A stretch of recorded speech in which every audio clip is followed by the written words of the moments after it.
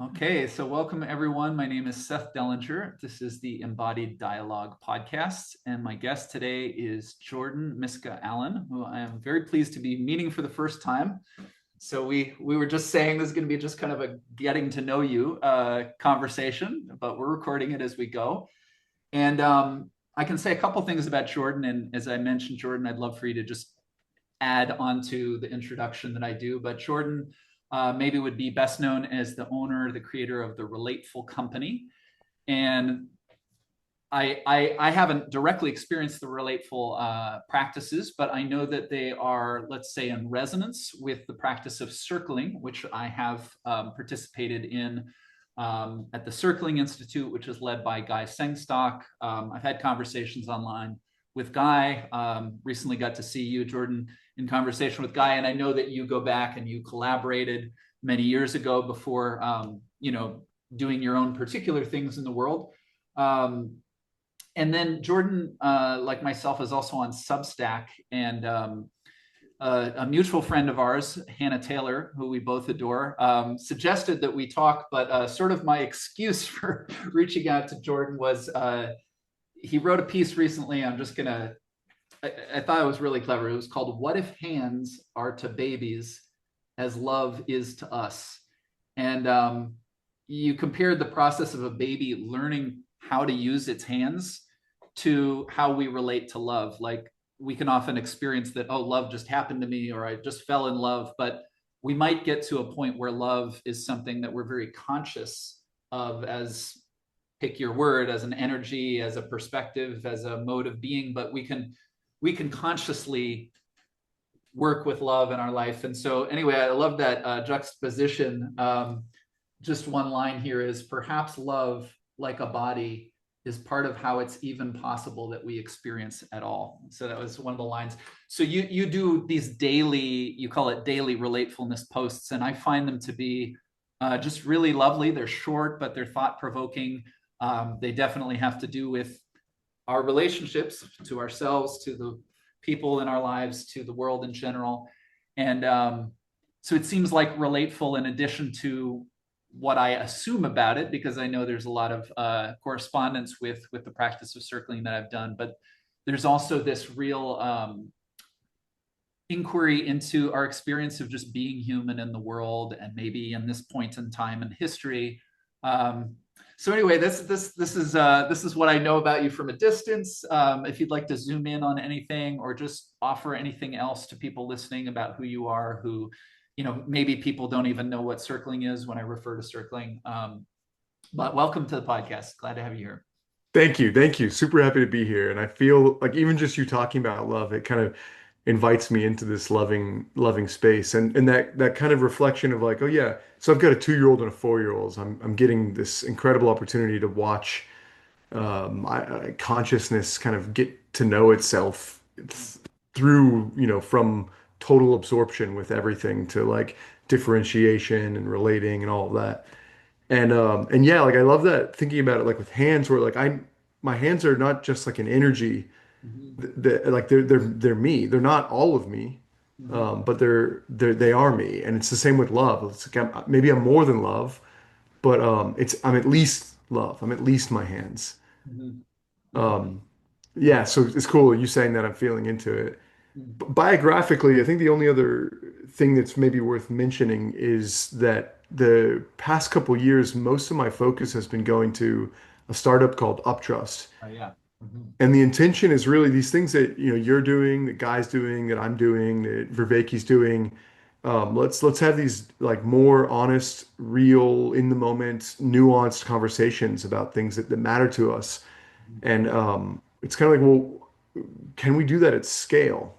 Mhm. And looking at what doesn't work around social media, and then seeing how some of that is upstream of this kind of fragmentation politically, epistemologically, and man, can we make a platform where people relate with each other via text, kind of in a social media type way, or a forum that actually increases our ability to make sense of things collectively rather than decreases it, and that brings out the best of us by rewarding it with more attention Mhm. rather than kind of bringing out the most vitriolic and polarized with more attention. Right. right, totally. Um, there's I, I just had one of those moments where I had this insight and then I was like, oh, it's gone. It's Um, come. well, let me say another thing I was thinking of, and maybe I'll remember what that whatever that was. Um, but if I go back to that piece you wrote about the babies in the hands and our experience of love, one of the things I fold in is like, well, you're in this practice. You have clients and people who are coming to the Relateful Company, which I imagine we could describe in some manner as like a school, right, where people want to Totally. improve communication and relationship. Um, and then you're just sort of like, I don't know, looking at your hands or something, and then you have this, but then you decide to share this. And I think it's even worth mentioning, like there's a medium, there's social media. Like if you had written 20 pages on your hands in love, maybe no one would read it, but so I think um, there's something about like what I love about the opportunity I have with you right now is when we have these long form conversations, we can sort of take our time, but we're Yeah. also in a world where there's a premium on actually being concise, on being punchy, on getting people's attention. Um, and I don't think those things are inherently bad, but they can be part of the problem, in terms of like, as you already mentioned, like the vitriol in politics, which is often delivered via one-liners. And then if you give a one-liner, I try to give a bigger and badder one-liner going back.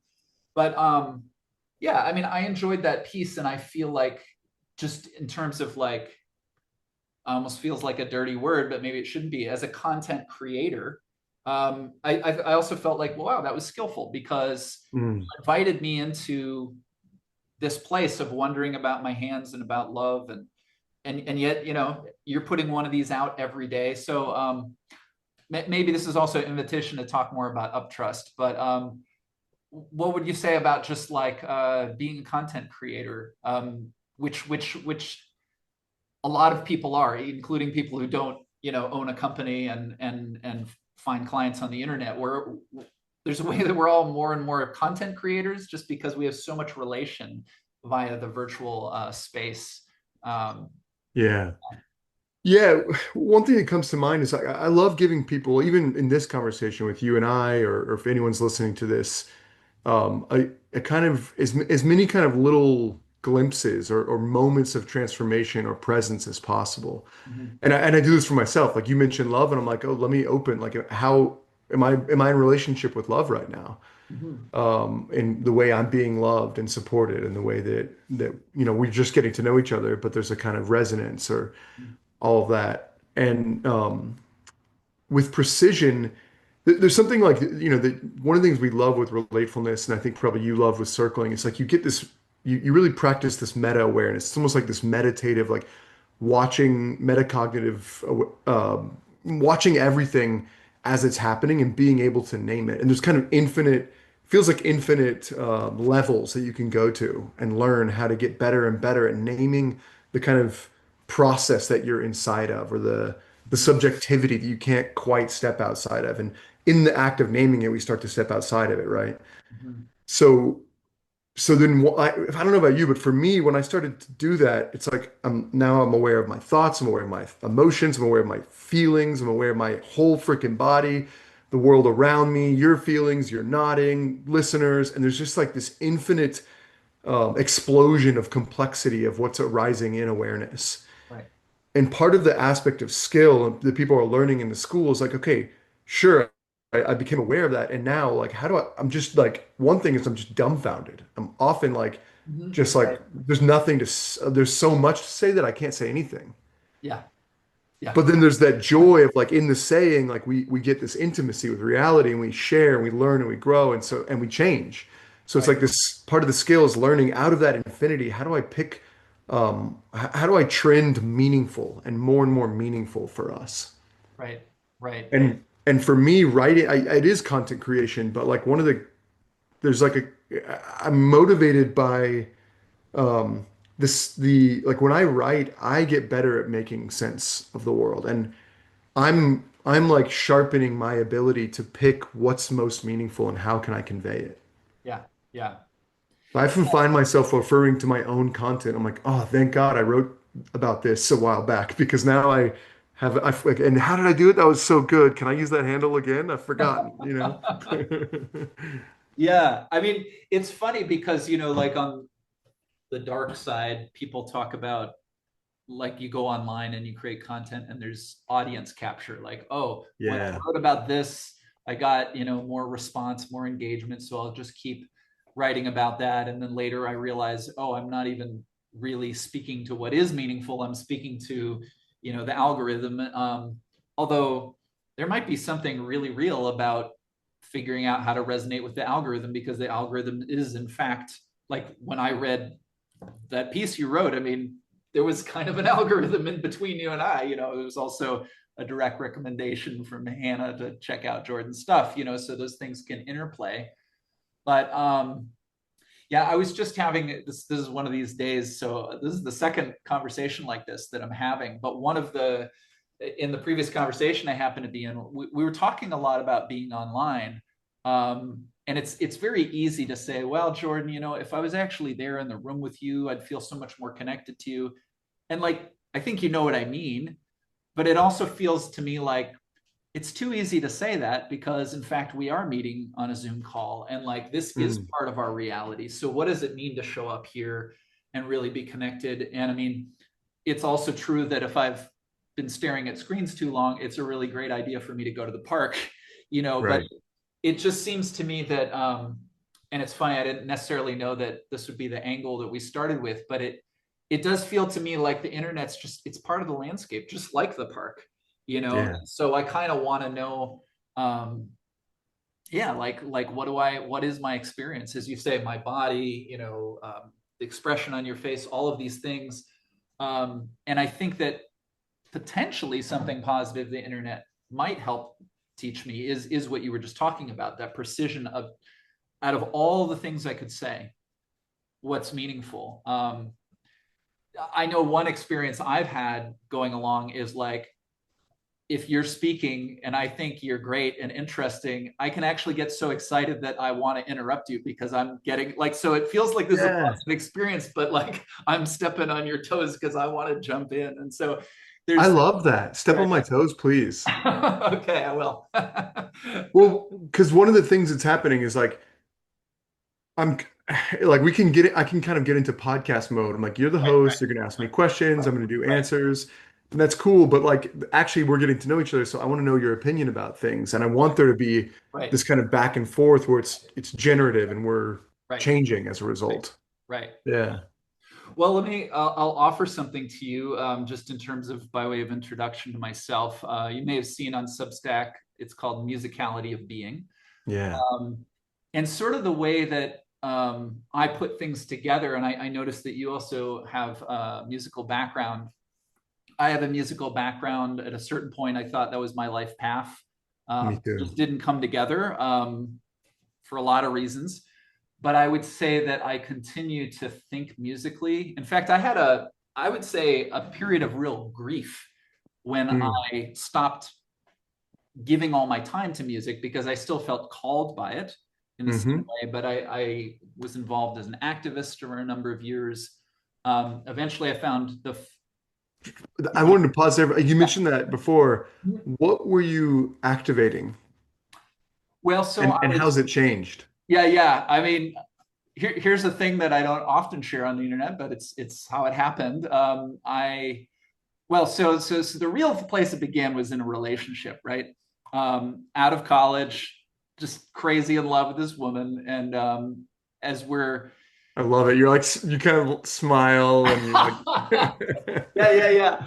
I mean, yeah. So anyway, long story short, she got political, and part of my like, totally desperate way of getting her back was like, well, maybe I should get more involved and find we out what the skipped hell's the going juicy on in the detail world. of when you lost her, but keep going, keep Yeah, yeah. going. Oh, we could spend the next 2 hours on that relationship. There's a lot of funny things in there. I do have a real activist streak that goes back to my grandfather, who Mm, was one of, he did many things, but most famously, he's one of the Chicago Eight, who was in 1968. He was one of the central leaders of the anti-Vietnam War movement, lifelong pacifist, didn't refuse to fight in World War II when many people thought that was the good war. And actually, it's funny, I was talking to a client recently who part of what I was doing was I'm supporting him, asking him questions. And at a certain point, I was like, you know what? I'm going to let you get curious about me so that you can practice sort of what I'm doing.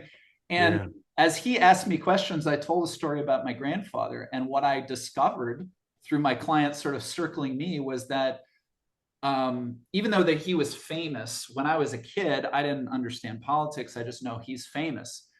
But he was this guy who was open to everyone. Like, I had the experience in college of being arrested with him at a protest, and I was kind of like, fuck the cops. But he was like relating to the cops while they were putting us into the car, That's taking us, beautiful. and he just, so when I was a kid, he was the adult who treated me like a whole person. And so what I Yeah. discovered when my client was just getting curious about me and asking questions was like, actually, my grandfather is kind of where I started learning listening, or even just what it feels like when someone really listens to you. Wow. Um, so yeah, but the story I was telling about the girlfriend, that was after college. I didn't win her back, but I started going to different protests and whatnot. And I met some communists, and they said, we're going to take a trip to Cuba. Do you want to come along? It was a youth exchange, and for a number of years, I was part of an organization that basically said, we need to do in the United States what they did in Cuba. Um, that's not a very popular opinion with a lot of people, and I'm so far away from fully being able to defend it, just because I haven't kept up with every last thing. But I went to Cuba. They did amazing things there. Like after the revolution, they essentially eradicated illiteracy. They sent Mhm. doctors all over the world. And I know that a bunch of people could probably jump in the comments of this video and give reasons to denigrate the Cuban Revolution. But in my firsthand experience, I went to Cuba and I met a lot of Cubans who really loved being Yeah. Cuban and really loved it. And I was like, wow, uh, people could relate to a government, like they they like their government or something. Anyway, I got involved from there. There's Um, this really funny tweet from years ago that where it's like Twitter is the only place where you can say, I love pancakes, and someone is like, so you hate waffles. yeah, right, right, And I think that's one of the things that we're addressing with UpTrust. But I think there's something here where you're like, look, right. there's something that Cuba did really well that I love Cuban pancakes. That doesn't mean I hate America or I hate Yeah, capitalism or exactly. we fucked it up. It's like there may be something we can learn. And of course, like the context is different. 330 million people versus 5 million Norwegians with, a budget surplus versus obviously yes, yes, yes. Right, But what right. can we learn by like kind of like your grandpa with the police? Like yeah, I'm getting arrested. I still believe in it. And like, you're a human being. What can I learn from you? Or Nelson Mandela being like, whatever it was, 30 years is enough time to teach a guard to read. Hmm. Yeah, yeah. That simple phrase, "You're a human being." I think it's like it's easy to say, and it's easy for someone to nod their head and say, "Oh yeah, everyone's human being should." But to actually make your life a practice where you act that way, you know, um, it's just really difficult. But I see it at this point as essentially our only hope. Like if we look at the state of politics in the United States right now, you know, people. I have a friend who says, if you were born in a particular context, you're probably a Republican. If you were born in another context, you're probably a Democrat. And if you were born in that context, you would continually have experiences that would probably reinforce that understanding. If you can, so if I grew up in one of those two contexts, it's definitely going to feel more like home, and the other one's going to feel more alien and even disturbing to me. But the simple capacity to say, wow, if I had grown up like that, maybe I would think that way. It seems very logical, but it's such a stretch for us. And I mean, one of the things that to get Let's pause there for a second yeah, on sure. what makes it a stretch? Like why is it difficult?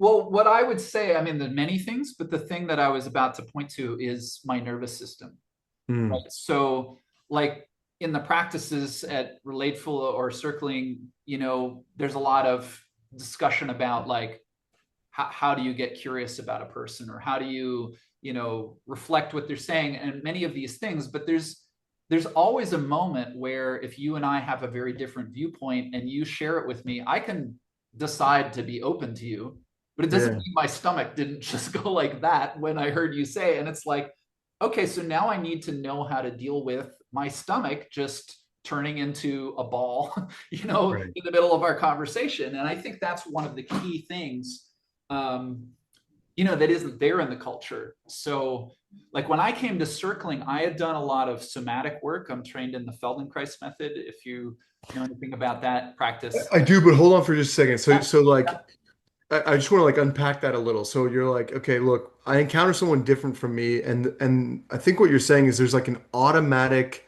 nervous system kind of like reactivity that kind of pushes away and says like, this is what, like threatening for me to engage with or treat like a human, or like what is it about the nervous system that makes something different from us or our way of thinking so, right, I don't know. right. Well, I mean, I think, you know, we all have difference, right, between us. And I mean, potentially that's the point of attraction, opposites attract, etc. I can see something for the very first time and I just want to move closer to it. But the difference can also be, at the very least, ambivalence, or maybe a little I'm not sure. I mean, I think one of the things that we confuse a lot is what's unfamiliar is dangerous. Mm, In fact, often what's unfamiliar to me is the thing that would really help me if I could get past my discomfort with I don't know what this is, you know. But I wonder how that yeah, gets locked in. I'm thinking of kids again, and I'm yeah, like some of that, like I have to, like at this point, I still have to teach my kids. Like yeah, my son got on an exercise ball and was about to like he actually took it down 2 stairs and then like slammed into the tile floor and started crying. And like my wife is like, what the fuck? Like, yeah, how did that end? Of course, he's upset and we're trying to take care of him, but it's like the unfamiliar like is so not like he needs to learn that sometimes the unfamiliar is dangerous. right. Well, I think it's this dance, because I can't sit here and tell you that the unfamiliar is always good or always bad. Obviously, in that case, um, I mean, I sort of enjoy the image of him going down the stairs. The part where he crashes at the end is a little painful to think about, but like there was something attractive about the experience. And if he survives it, it's possible that the memory that will be most salient will be the thrill of Mm, flying down the stairs. But we can't prejudge any of that. I mean, I think these things obviously get lodged in our memory. Um, when I was in the Feldenkrais training, one of the things that they would point out, so Feldenkrais is, just broadly speaking, working with movement, working with posture, etc. But one of the things that they would say is, well, when you were a baby and you were lying in the cradle and mother came into the room, did she come into the right or to the left? Because if she came to the right, how many times in your developmental stage did you turn to the right with the energy of there's mother? And like now you're 35, you got hmm something going on in your neck. That's part of how your neck is the way. It's not necessarily bad that you turn to the right to see mom, but it's written into you in that way. And I mean, I do think we all can probably relate to a sense of familiar as home, right? Like I grew up in this household, then I go to my friend's house and it's like it's kind of new and different, but then like, ooh, their dog is like kind of big and scary, like I like going to my friend's house, but then when I return home, it's kind of like, oh, I know exactly what's going on here, and I can chill out. Um, Obviously, some people had a home where they'd actually feel more grounded when they're at their friend's house because they're but I think that familiarity and comfort are often mixed up. Um, hmm and there is, as I'm trying to say here, there's no strict correspondence that familiar is always more comfortable, unfamiliar is always more dangerous. But I think that's a very common way we conflate it, maybe just in our bodies, because I think our brains are always trying to conserve energy and simplify. And I think that's one of the mm, simplifications we make. mm, mm, hmm Yeah. Hmm. Yeah, I'm thinking about like I'm trying to answer my own question and take us, please feel free to take us any direction, but I'm like, Yeah. yeah, I think there's something like about how I wrap my identity that the nervous system is responding to. And like part of what makes it so hard to like get curious about someone else or someone else's experience when we have that reaction, even if it's like, oh, you like I don't know, you like bitter ice cream? What? Like, like it's like to try that on somehow threatens like a deep-seated sense of who I am. Hmm. Hmm. Um, and so and I think that's part of what like we get from this relating is like slowly but surely unraveling the who I am. Yeah. Which again, back to love, like the upshot is that you start to be able to, I don't know if you felt this, but I've started to be able to expand who and what I can love. Yeah. And Beautiful. then that includes being able to be extremely boundaried in my love. Hmm. Hmm. Yeah, it's so interesting. I was thinking of our friend Hannah, who famously talks about abundantly boundaried, but she'll say sometimes, do you know why weighted blankets are so popular? It's because we actually originally were used to other bodies on our bodies. We were used to being, like maybe we're referring to hunter gatherer times, but we were used to being together. Like, we all sleep in a pile, maybe not just our lover, but our brothers and sisters or, whatever. And so I think this question of the other, there may have been a different point in our evolution where the other human wasn't as um, dangerous or didn't seem as dangerous as it might seem now. I mean, I definitely don't think that what I've been saying is true for all times, but in 2025, where we spend so much time. I mean, one of the things about being online, a friend of mine, Daniel Garner of OG Rose, who I've talked to a lot of times on the podcast, has been sort of pointing a lot to the phenomenon in Japan of the hikikomori, which Hmm. are the people who don't leave the house, basically. And this, for whatever historical reason, has been really prominent in Japan, but it's happening more and more around the world. And when he was began talking about it, I totally recognized that, like, I was one of those people that when the pandemic happened, I was kind of like, oh, you mean I can just stay home and like do everything on Zoom? There was something really safe about that. But Yeah. then at a certain point, it's like, oh, I'm so used to not leaving the house. Like there's not really a lot of aliveness, even though I can function a lot online. So I think that, at least in my experience these days, being with the other, it's kind of this like mixed bag. Like even just connecting with you, and of course we are online right now. I sort of have this anticipation from what I know about you that this is going to be a kind of a cool conversation. But it's also like, well, I don't really know this guy. Is he going to like me? Like I can feel that Yeah, at the same totally. time. And part of what I've been discovering recently is actually that anxiety. If I don't just label it negative, it's energy. And so, Yeah. like, maybe if I'm worried you're not going to like me, that would actually bring me to more presence. Like, well, let me really notice how I'm interacting with Jordan. Like, let me, but if I just Cool. too much, it will disconnect me from you.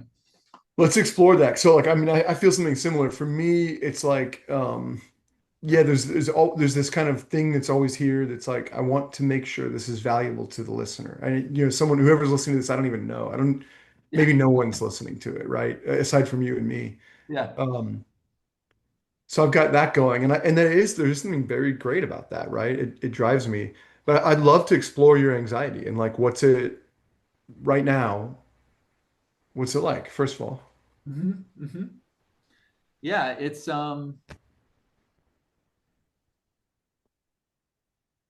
kind of a like a buzzing vibration. There's a little in my throat. I'm aware now I'm with your invitation, I'm a little slower, right? Mm, But I think I mm. was aware of like the quantity of words that were coming out. And like on the one hand, it feels really important because Jordan asked me about something, and like one of the feelings I have is like you asked me a question that would be a really long answer, but then you paused me several times, and I'm like, but I still haven't actually answered that question because I had to, so there's Oh a yeah, kind yeah, of totally. there's a lot in the pipeline, and yet there's this way of like, oh, it'd be nice if I like didn't feel the need to say all those words. It would also, so it's kind of like it's got paradox in it. Like even there's almost like a somatic paradox. Like Yeah, feel the joy of the expression and also like, wow, be nice if there was a little less urgency. But yeah, I can also call that aliveness and say, oh, cool. Like I'm actually going out on a limb here with you, and this is generative because so far I'm also having this experience of enjoying the exchange. So I'm like, oh, this yeah. is cool, but I didn't know we'd end up here. If it what it brings up in me is like wanting to give like the widest possible permission. Like Mm-hmm. you don't have to make sense. You don't have to answer the question. You don't have to not answer the question. You don't have to listen to my interruptions. Right.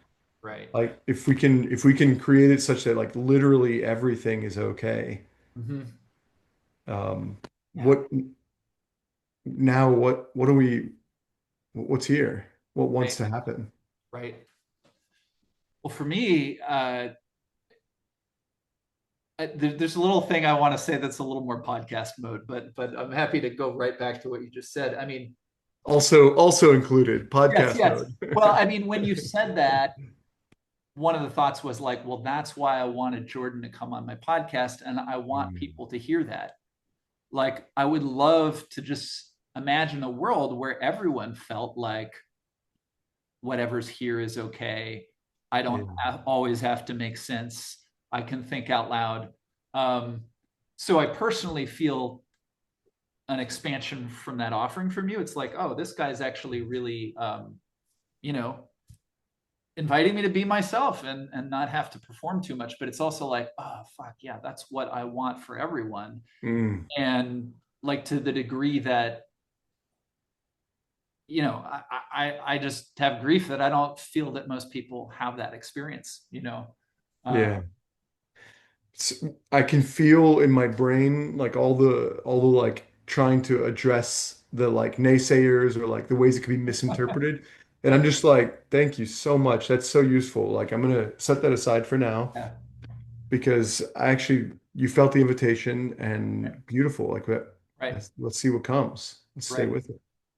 Well, when you say that, it takes me to, I think I referred to this in introducing you, but the idea that love is actually a thing that I can intentionally, I mean, of course, all kinds of spontaneous experiences will happen that I call love, but Yeah. I can actually say, yeah, that's a dissonance. It's there, but because I choose to be in love, I can not say that it doesn't exist, but I can put it to the side.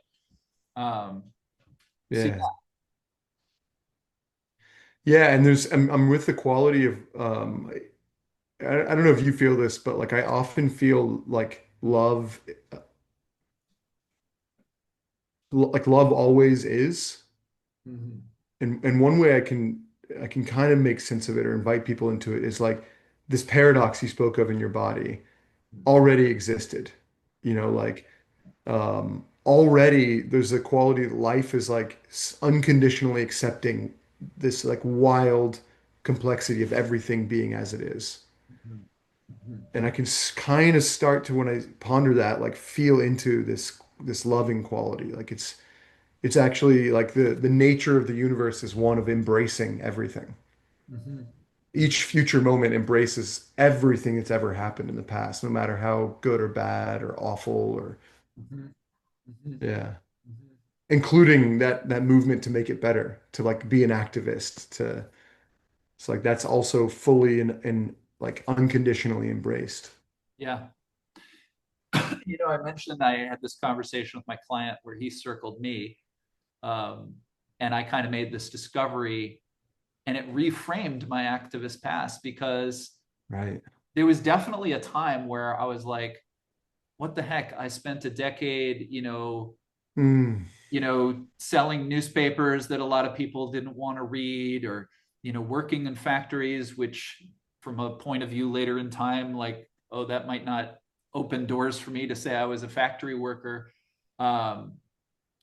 But when that reframe came, it kind of allowed me to be more at peace with myself. Hmm. Like as a historical narrative, we're all carrying around our narratives. Um, Mm. yeah, and what I get from you, partly I just peripherally know your biography, but my experience with you is like, oh, okay, you've really not necessarily known this for a long time, but it feels like you've been in this inquiry for a long time. Yeah. So it does feel like you are surprising yourself in the moment, but it also feels like you're very comfortable with exploring, um, Yeah. which is something that ultimately makes me feel more comfortable because um, I think there's a way in our culture that being creative, being exploratory, it can just feel like being a misfit, like being weird or whatever you want to call it. But Yeah. there can be this innate drive that I'm just curious about stuff, but then, oh, no one else was curious about that. And my curiosity, I got like slapped on the wrist for my curiosity. Mm. So I think even this kind of exchange can even heal some of those wounds, Mm. or maybe not wounds, but like even just like diminish some of that energy. Like you keep using the word permission. Can we give ourselves permission? So I love that. Yeah. Mm. Thank you. Thank you. Did you get slapped on the wrist for inquiring?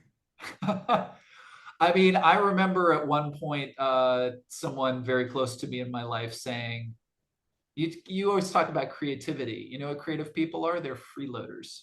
Huh. They're the people who don't do any work. Everyone else makes society run. The creative people just suck up the, resources and Mm. Mm. sit around trying to be creative. So that was someone very close to me at one Mm. point. I didn't believe it. It sounded like horseshit when I heard those words, but it still went right into me. And like, Still hurtful. Yeah. yeah, and it's still even manifested later as like, oh, I'm trying to be Mm. creative, but do I look like a freeloader to, right now? So yeah, yeah, Yeah. yeah. Yeah. Yeah, totally. Yeah, yeah. I mean, to really practice love the way we're talking about, what's crazy about it and is it like you end up needing to be that saying yes to everything, including like, ow, like that really fucking hurt. And yes, I absolutely will show up as a freeloader to a lot of people. Mhm. Yes, people are gonna dislike this. I am gonna accidentally hurt people. Maybe I'll intentionally hurt people accidentally. Uh, Right, right, and right, it's like, yeah, I guess that's part of the practice I'm in right now. Is just like really kind of or I often flinch, but it's like catching the flinch and like looking back into the darkness, into the goodness and the beauty and the brightness as well. But like, and the crazy thing, like, yeah, in a lot of my I have like a few coaching clients that I've had for years, even though my main focus is UpTrust right now.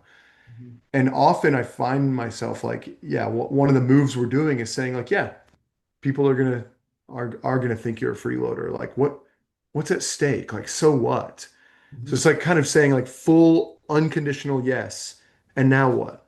Right.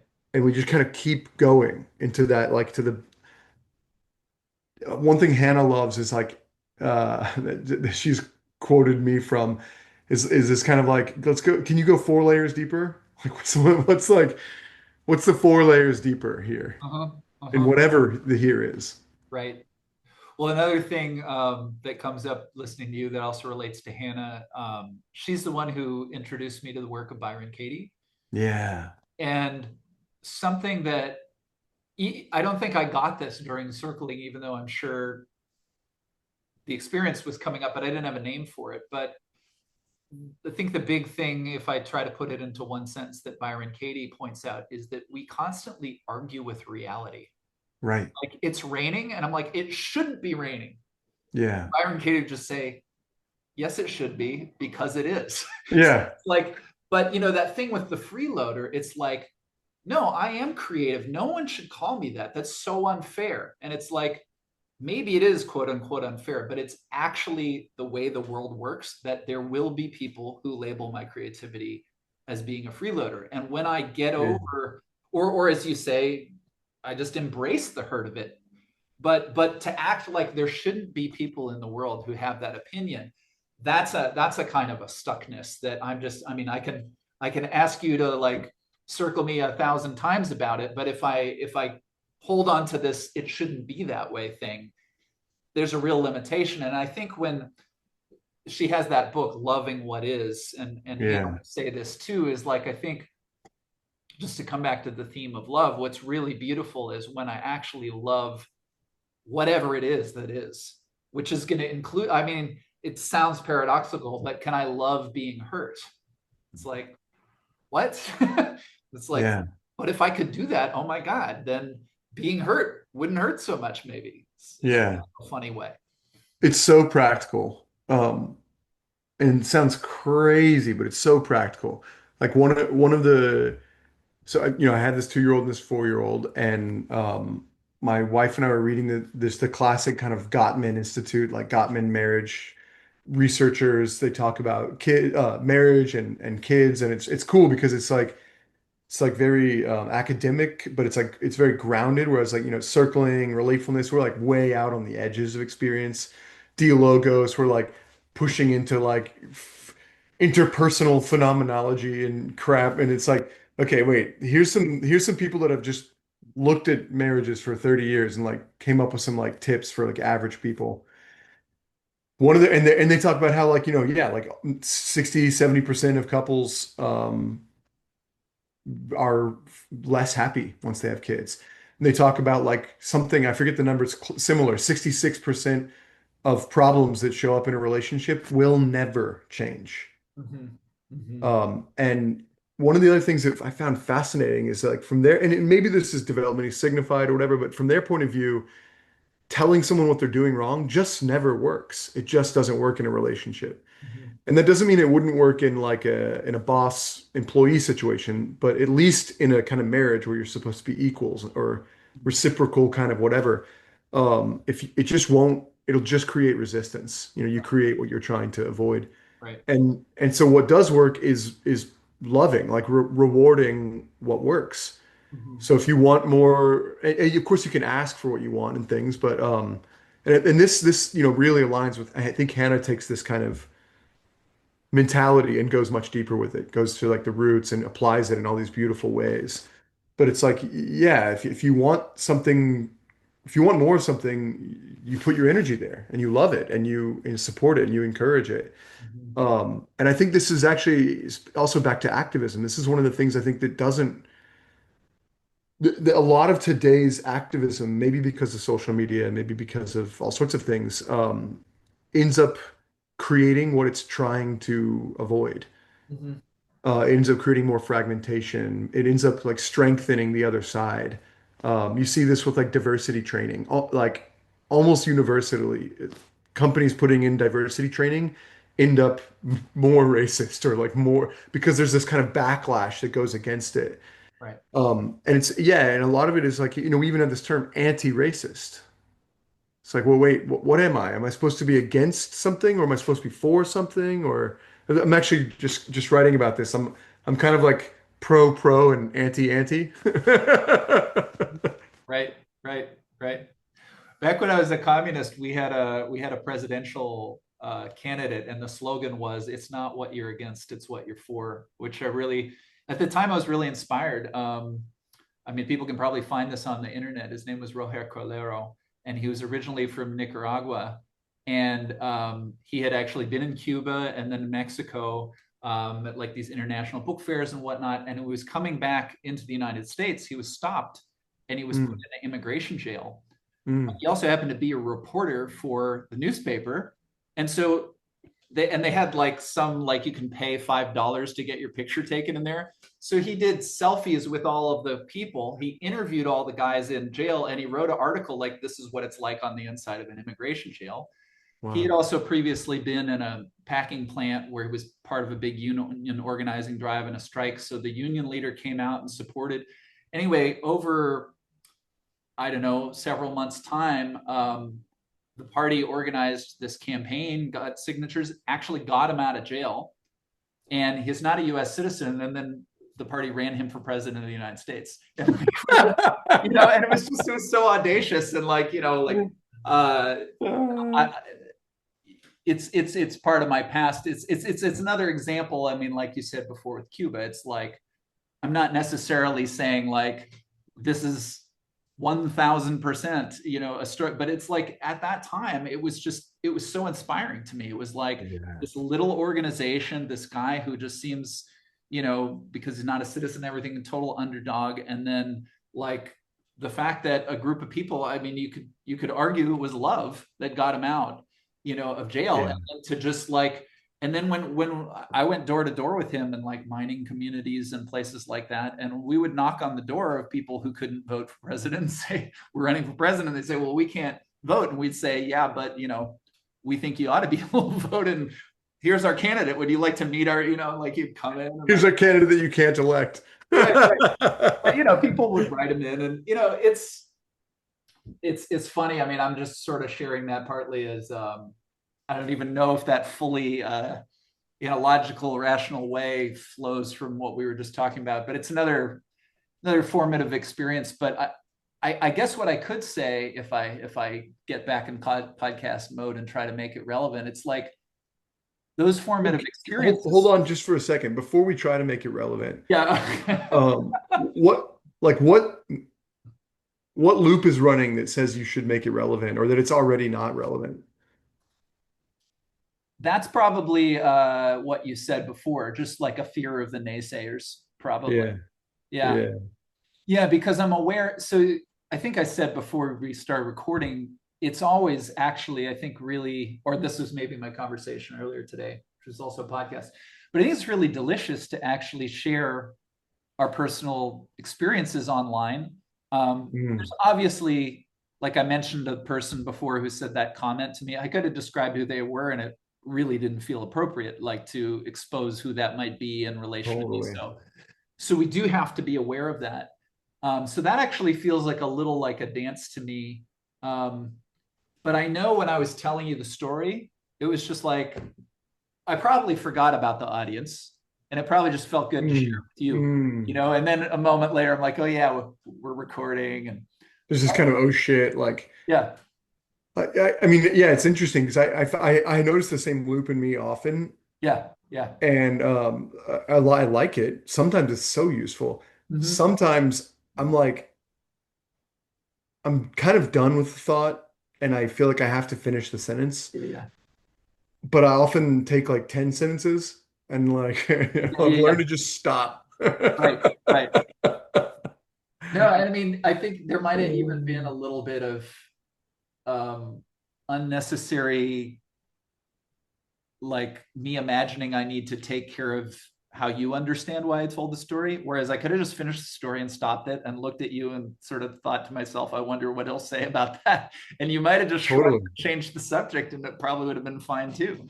But Totally. Yeah, or followed curiosity or whatever. yeah, I can tell you what I did with it. It's interesting. Like partly like I want to intro it's I enjoy talking to you. It's easy. There's a lot of stuff we can talk about. We're getting to know each other. I love your smile.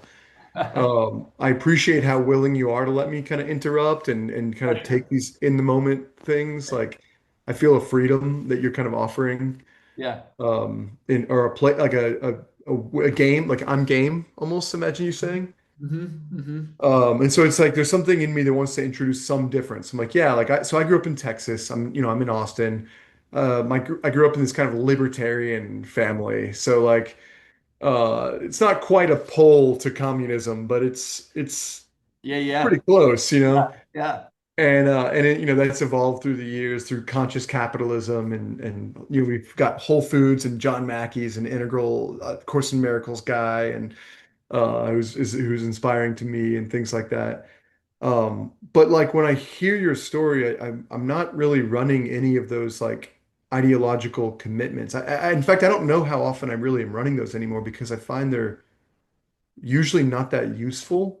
right. They kind of get in the way of any particular moment's goal, flow, love, presence, um, even like the long-term goals. Mm-hmm. And so what I was doing instead is kind of like getting to know you, feeling you, and then also kind of interpreting your story like a dream. Like this is kind of what I do with reality anyway. And so like you said, like you're like, oh, it's kind of about love. I'm like, yeah, it's amazing. It's also about like taking a situation that a lot of people would think was shitty, getting put into an immigration prison and making something quite beautiful about it. Like in the end of the day, he might have been glad that he got put into jail. Like what a gift he was given to have this incredible story. Mhm. And like, so it's kind of fodder for that ability to take to love what is, to take any situation. I'm in jail now. I could say this shouldn't be the case, or I could do something beautiful with it. I could take photos, interview people, write stories, give people a sense of what it's like on the inside. Mhm. Yeah. And Yeah. we don't have to care. I don't have to agree with you on politics or candidates to be like, that's amazing.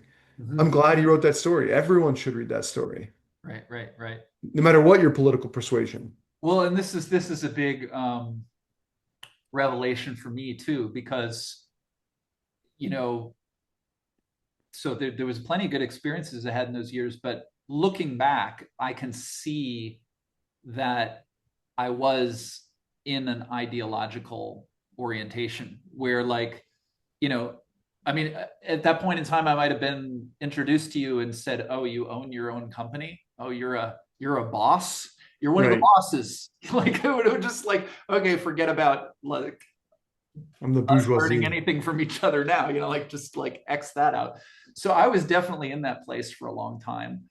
And I can look back and see that. I mean, a lot of what I'm thinking about today, um, we already articulated earlier, is this problem of how we face each other. And I think ideology is obviously rampant in our world. And the way that ideology works is, as far as I understand it, and I'm leaning a little bit on my friend Daniel Garner of OG Rose. He talks about ideology as an internally consistent system. So if I'm communist, I can explain any world event from that point of view.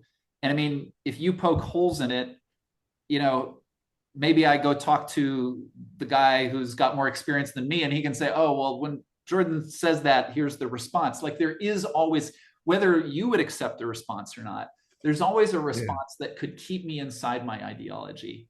Yeah. And then, there's what is it, Kurt Gödel with the Yeah. so Daniel talks about Incompleteness theorem. the girdle point in our maps. That's the place where, and it comes up a little just talking to you because we haven't met before. It's like, oh, I talk about circling. I've got some ways I've pegged Jordan, but actually I don't really know where I stand with him. So that Yeah. can be that anxiety, but it's also a much more fluid space where, Yeah. like, I've already said a few things that I sort of spit them out, and then you were like, "Hey, let's pause right there," and I was like, "Oh, okay, we're going to go deeper into that." Well, like, now I'm going to learn something about what I say all the time, Yeah. that usually goes uninvestigated. So, like what Thank Daniel you. say is part of what we need is to learn how to meet each other in this girdle point, in this place of, all of us kind of have to be on our toes. We all don't really know what's happening, but Yeah. it's also super, what's the word? There's just a lot of potential in that space as Oh well. my gosh, it's so fertile. Yeah. Fertile is a good word. Yeah. Yeah. So I'm thinking about how, like, one of the things that I got really good at with circling and then relatefulness was taking any moment and being able to, like, yes, I can see the content we can talk about communism or left, right, or whatever, but we're only gonna hang there for a second and then find these like deeper layers, like how it connects to, I don't know, separating from God, or we can go as deep as we want, right? Like, Yeah. and there's something so beautiful and powerful about that. And I've had so many great experiences, like in Texas, right when the Roe v. Wade was repealed, it kind of, the Texas legislator had already passed a law that meant women couldn't get abortions. And so that happened on a Monday night, and I was on Monday, and I was leading a group Monday night, and it was beautiful to see the plurality of responses. It was a woman from Norway who had no idea, even an hour and a half in, why people were so upset, like why this one woman was so upset because she just didn't have the political context. There was a guy who was like, I've never had the right to choose an abortion if I impregnate someone. So I was like, wow, I never thought about that. That's so true. Like so it was really interesting. Like we could go into the personal, like he was bitter or he was upset or ironically he was kind of empathizing, but in a shitty way, right? So like it was just it's fascinating, but we didn't really get into the content. And one of the things that so I've gotten really good at that, and that's helpful and meaningful. And there's this kind of further skill that I'm developing with UpTrust, which is like we actually do need to talk about the content. And we are gonna have to, and it's not just UpTrust, I'm doing that with my wife as well. Like there's one of the amazing things about children is that we can't compromise. Like before kids, it's like, oh, you like rom-com and I like sci-fi. Well, we'll do rom-com tonight, sci-fi tomorrow, rom-com. Like we can just back and forth, like no big deal. We can't be like, are we gonna, vaccinate our kids today and not tomorrow? Like that's not a thing, like Yeah. one person's way is gotten. Right. Right. So it's like, yeah, how do we kind of hold all of those levels at once? Like Mhm. there are these deeper kind of like almost karmic or curricular things going on where like things from our lineage are playing out through us. Things are there's these like deep spiritual metaphysical things and some like there's like you know Austin is going to either pass Prop Q or not. And that's going to increase people's property taxes 20% and provide $100 million or not. Mhm. Like, and what do we do about that? It's like this is the edge that I'm kind of pushing right now. It's like I feel like I'm now pretty good at having these conversations. I'm useful Mhm. in these conversations, and I've run a bunch of tests with friends, but also with inviting some strangers around. Like we did this dinner series with UpTrust in Austin where we invited the kind of like the rich and famous of Austin to these like dozen person dinners where we'd be like, hey, let's talk about hard things. Let's talk about what we talked about all sorts of things. Cultural appropriation, it kind of came up at one. Another was like, who are our male role models? Another kind of centered on Israel, Palestine, Gaza. And that was intense and difficult.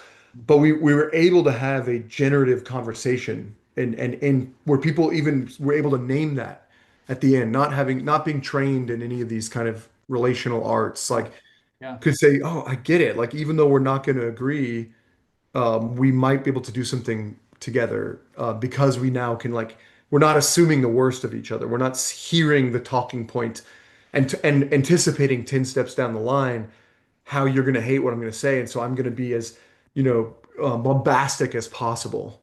Right. So yeah, I'm like, but now it's like, okay, how do we set up the conditions where that can happen on its own, where people are rewarded for doing these things, um, and we've actually done that. And the next challenge is kind of like, how do I make this enticing? Right. Like, why is it going to make your day better? And how do I talk about it in this concise way? Like, back to this theme that we talked about earlier. How do I get a dopamine hit from delving deeper into what really is happening right now? Well, Yeah, I love that you've pointed to just that any conversation, any moment has those layers. So there are the words that we're saying on top. We might be talking about that proposition on the ballot. But there's also the way it shows up for me, like all those different yeah, responses to the question of abortion. And I love that you had, the rich and powerful of Austin come and be in that space. I just saw on Substack, although I'm imagining just like at the Circling Institute, you probably wouldn't call the Relateful Company, I'm imagining you wouldn't call it therapy, what you do. But, a lot of people know Brene Brown. She's a very well-known cultural figure. And there's an article on Substack in the last couple of days. Apparently, she just sort of rebranded herself as mm, like a leadership consultant. And what the article, it says something like why therapists should pay attention to this rebrand. And the basic thing that was said in the article was the skills that therapists have, and we might, expand to people who do circling or relatefulness or different kinds of coaches, these skills of listening, these skills of helping persons see what they haven't seen before. Like therapy is too small a context for those skills. Like these are the skills that are needed to build a better culture.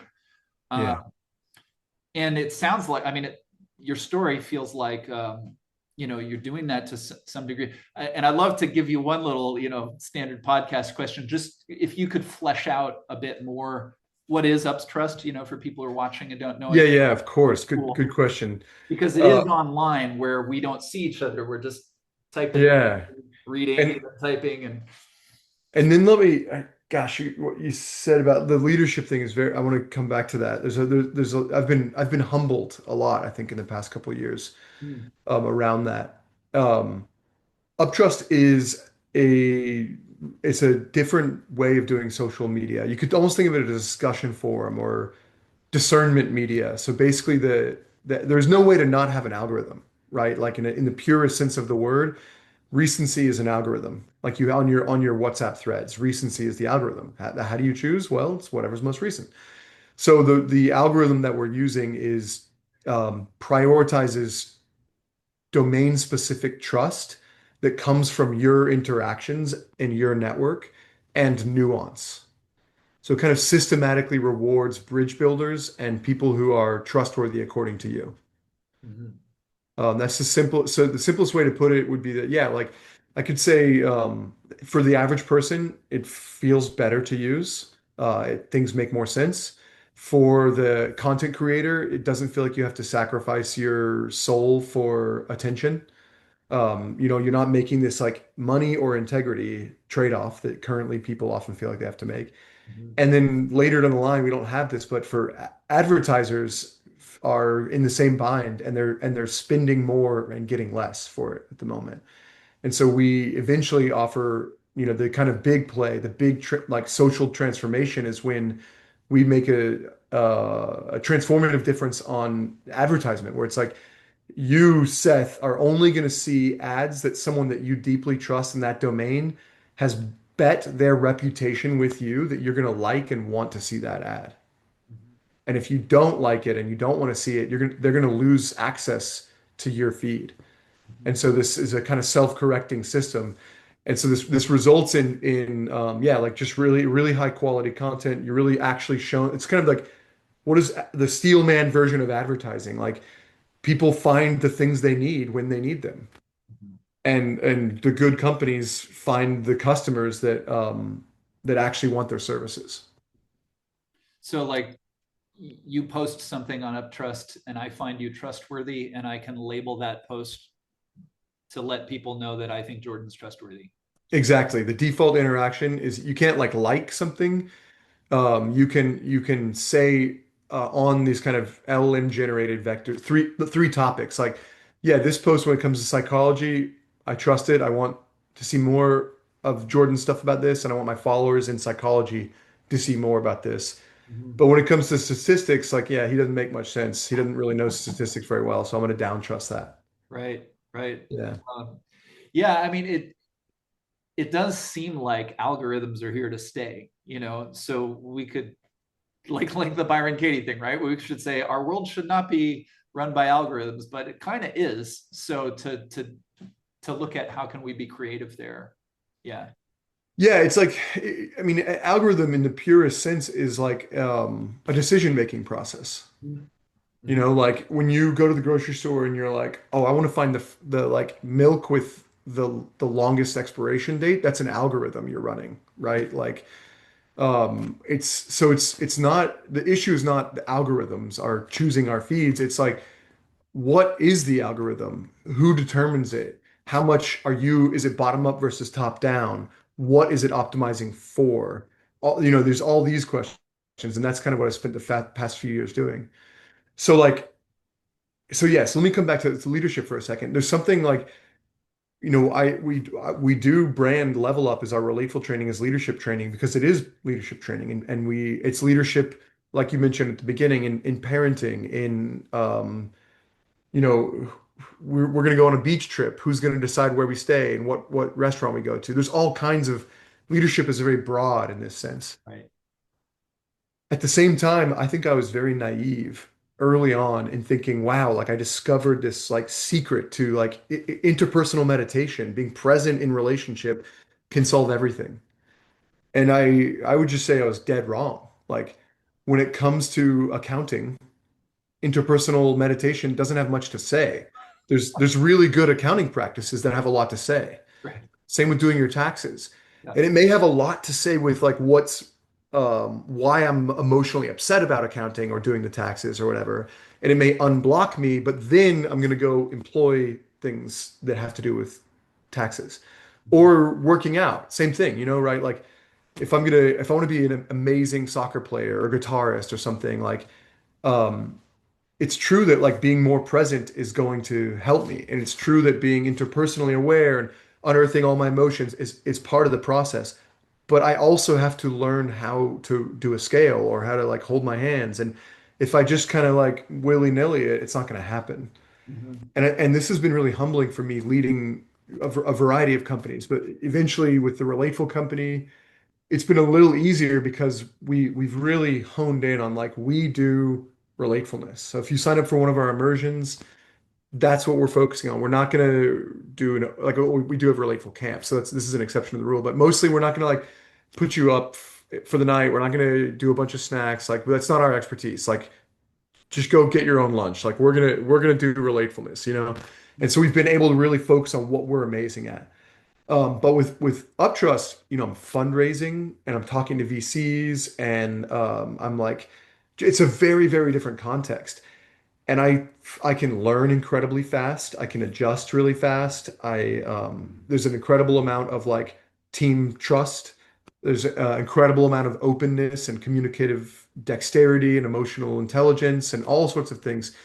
And there were just a ton of like startup wisdom that I didn't have yet because I hadn't read Zero to One yet. I hadn't been following Y Combinator for the past 15 years and Paul Graham. And like there's just some basic things that are best practices about leading in a particular domain that you can't get from a process level thing.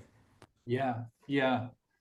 Something I think about a lot is learning, like the experience of learning. And it just came to mind when you talked about, I think you used the word frustration a minute ago. Like, and I mean, sometimes it's just as simple as, oh, well, if I would have just read that book, but before we get there, but I think the learning process, I mean, it even goes back to this dealing with the other, like it's kind of a learning process to get to know you in this conversation. But Yeah. I think of four postures of learning. So kindness, connection, curiosity, and play. And so if like maybe that moment where I felt somehow that I needed to explain why what I'm saying is relevant would have been not really being totally in the posture of kindness with myself. Whereas if I was in the Mm. posture of kindness, it would just be like, you're okay, man. Like you're doing your thing, like you're doing your Totally. best or whatever. But when I'm unkind to myself, like, the superego, the inner critic keeps coming in terms of just learning, putting aside why self-love is a beautiful thing, it slows me down because every mistake I Yeah. have to like feel bad about for a while before I can get back on the saddle and continue. And then, yeah, connection could also just be attention, like actually paying attention to what the experience is. Then opening out into curiosity, like a deliberate opening, like welcoming the mystery.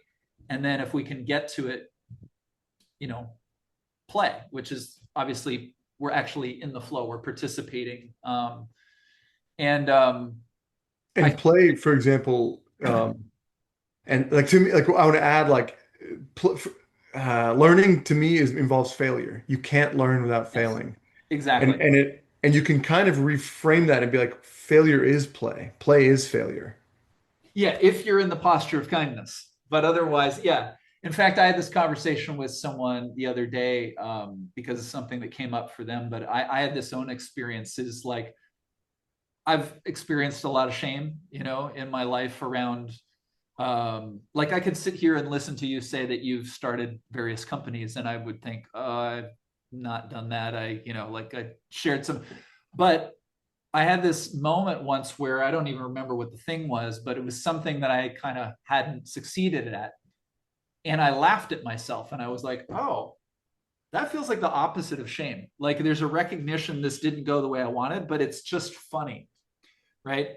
But the reason this came up for me was like when you were talking about, I had this incredible experience with this interpersonal meditation. And for a long time, I believed it would take me all the way. And then I discovered it wouldn't. And then I had to do things like learn about accounting, and that's a moment where I think a lot of, people who might enjoy relatefulness and not enjoy accounting would just say like, well, now I'm stuck because I just can't go there. Yeah. Whereas it sounds like you said you're a fast learner. Like I'm imagining that maybe it's relatefulness or maybe it's other things, but I imagine Yeah. that you are pretty kind to yourself, even if you're making mistakes. You Yeah. are practicing presence. You are getting curious. You are playing, or another word would be experimenting. Like, who knows? Let me just try something. Uh, Yes. and I imagine those qualities can translate into something like leading a business, um, other questions. So that anyway, that's why I wanted to share that piece. Thank you. Yeah. Yeah, no, it's true. I'm very playful and in business as well. Mm-hmm. Doing a lot of experiments, and it's definitely relatefulness that has brought that, and yeah, recognizing that inner critic. I get curious about yours. Mm-hmm. So yeah, it's so deep and so um yeah, so it's just not really the way I want to live or Yeah. teach my kids to live and relate or Right. be with others. Why would I be with myself that way? Right. Yeah. Well, and I think, I mean, we could talk about both the inner critic, but also being an entrepreneur. Like, given where we're at, I actually think that, you know, as a communist, I probably wouldn't have found myself saying this, but I mean, to me, it looks like people figuring out how to love what they do and earn a living at the same time. I can't think of anything really that seems more promising to actually create a cultural transformation, along the lines. Well, I don't want to speak for both of us, but the sense of like, could more people have this experience of love as the primary motivation? Like even how you were describing, how advertising could eventually work on UpTrust. It's like, oh, what if people were making money, but everyone was feeling good about it? People were feeling good about giving their money to this company as opposed to like, oh, I need to buy this thing and Amazon's the only way to get it, but I kind of hate Amazon. And like, I feel conflicted just because I'm buying the thing I need, like, Yeah. wouldn't it be beautiful if we could eventually fold money into this way of being? And I think there's people who've demonstrated that that's possible, but then how do you begin to generalize something like that? I mean, I think that could lead to, I mean, I don't want to put too fine a point on it, but it just, and I'll just add that, I mean, I think, partly in my work with Hannah, this was a big piece. Like I remember, as a Yeah. content creator, I would sometimes be talking to her about something I'm working on, and part of it's going to be content creation. And she would always say, if you don't feel like it, go to the park. Don't post anything. Go to the park. And there was this weird thing I was in, like, but I need to create content. And it's like anything you do because you think you need to is already going to have this kind of sour energy in it that That's you're right. going to feel, And so the paradoxical thing was like, if I'm in a place of thinking I need to make money, that's the least attractive thing to a person who might potentially consider giving me money or not. Like, is, oh, it feels like he needs my money, you know? Yeah. And then I could maybe decline to do a thing that looks like it'll lead to income and just be in this other place of enjoyment. And someone might be like, oh, I enjoy giving this person money, even though they don't seem to need it. Like, so Yeah. it's like, it's, yeah, Yeah, exactly. I everything I copied was I taught is like opposite of that, most of my life. I copied Hannah for the paid subscriptions to Substack, and it was just like there's no extra benefits. Just do it if you feel like it. Like I'm not doing any like Right, yeah. right, right, right. I think I was tempted to copy her exact wording, and she was like, "Go for it." But I'm like, "No, I'm gonna find my way of saying it." Well, that's the kind of generosity too that we feel like, it feels we're thrown off by it. What do you mean it's okay to copy you? It's like, Yeah, it's okay because I'd like you to thrive, and this has worked for me, and if it works for you, great. But exactly. that like kind of doesn't compute for us because we're sort of trained to assume that everyone's um you know that like a lot of economics is built on this idea of rationality, that people are selfish. um, Totally. might not be true actually. It's almost never true. Yeah. And there, I think there is new economic theory that's emerging that's like trying to take that into account, but Right. I don't think it's doing very well. But yeah, I mean, this is so important. This is so important. Like people don't realize it's so, God, I mean, money is just such a beautiful like projection, blank projection screen. And people don't realize, like, I think suddenly the things that came to mind were like the guy who started Keurig. I heard he's extremely sad about his fortune because he created such an environmental disaster with these like disposable coffee pods. Yeah. And so it's like you could be so successful, and if you're coming from the wrong place, or like I think, social media is a great example of this too, where the social media executives are like horrified. A lot of the early investors are horrified and feel so guilty by what they've created. Oh And yeah. there's this system that they can't, the momentum is so high, they can't change it. They don't let their kids on the apps. They don't let their kids have phones. And it's like, yeah, they're making a lot of money, but their daily experience is one of guilt and shame and terror and like probably one of feeling like almost like this unforgivable sin that they've done. Mhm. So it's like, what's money worth with that experience? You can't. There's no amount of money that will get them out of that. I mean, I guess they could fund UpTrust maybe, but yeah, like but even then they'll like we gotta do it. They gotta help us actually do it, and they so yeah, it's very very interesting. Like I don't know. Well, I'm just kind of spitballing And here. no, Yeah. no, I mean that's interesting because at the same time, I mean, someone might have thought it was cute that you said they could fund UpTrust, but actually they could, right?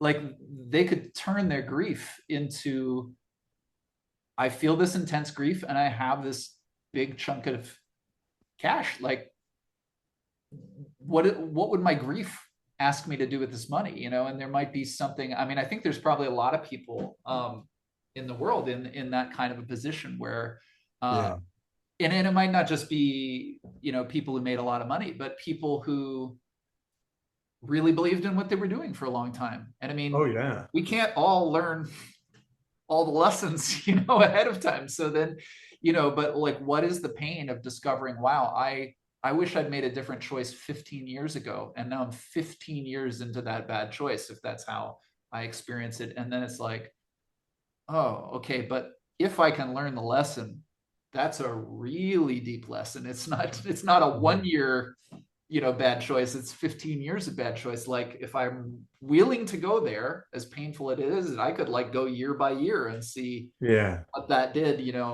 um I mean, a lot of relationships, we could tell those stories.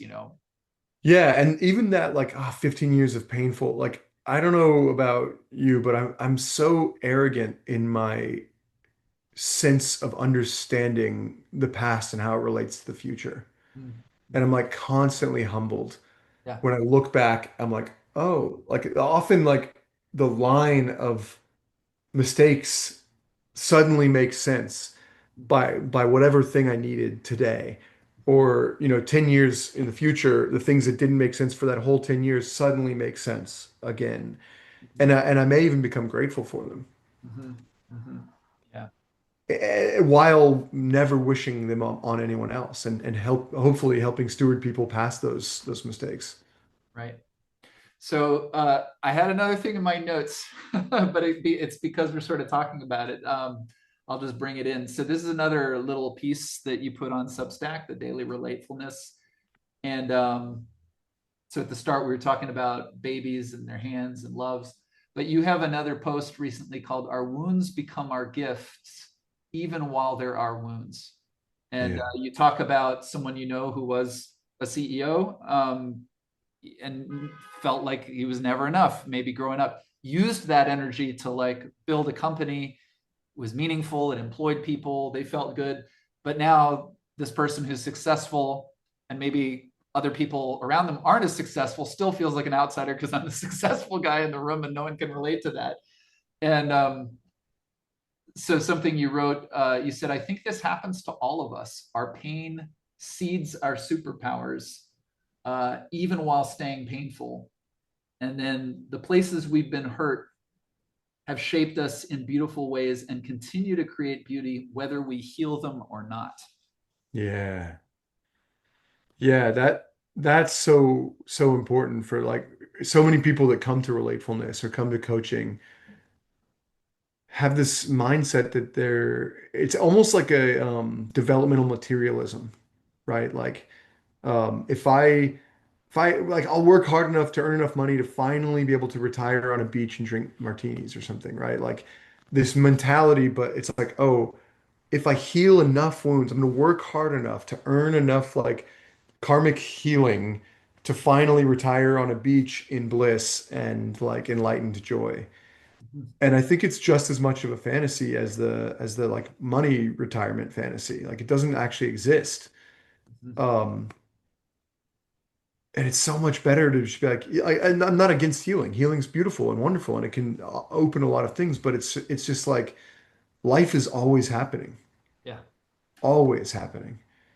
And like for a lot of people, they had some pretty good moments in their life, even while they were completely and utterly fucked and broken. And they suddenly realize how broken they were, how messed up their childhood was. And it doesn't invalidate the joy that they had for the past 30 or 40 or 50 years. Right. It just adds more to the picture, becomes more vivid, more actually it adds more beauty. Mm-hmm. Mm-hmm. Mm-hmm. And when I think about beauty, there's also something about like I'm like, yeah, it's hard to appreciate. It's really, really hard to appreciate. I don't mean to minimize or downplay like someone going through a horrific moment or feeling the impact of a trauma or whatever it is, moment to moment to day. Like that, like it's hard. It's very, very hard.